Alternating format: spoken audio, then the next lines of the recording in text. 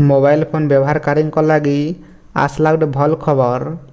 Market के आसला गोटे एंता फोन जेनथिरे आपण गुटे नहीं से कि दुईटा नहीं से थरे के लगे पारबे 3टा सिम।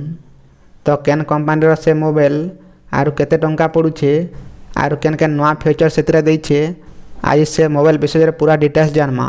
वीडियो के निहाती भाव लास्ट तक देखुन। आपण मैंने जानी आजिकल अधिकांश फोन रे गुटे रे दुईटा सिम पड़ी पारुछे।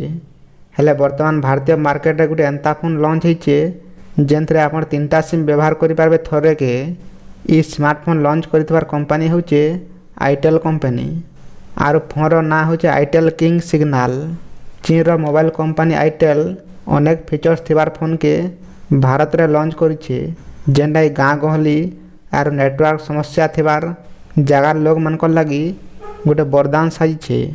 ई नवा टेक्नोलोजी लो नेटवर्क कवरेज जगार भी 510% लंबा कॉल अवधि रखुचे आरो 62% स्पीड नेट प्रदान करथिसी। इतार अर्थ हेउचे गाँ गहली किंबा जंगल पहाड़ पर्वत जगार लोग मानकर लगी भी नेटवर्क देवा ई कंपनी तरफ आईटेल किंग सिग्नल के 1369 टंकार लॉन्च करा जाइछे।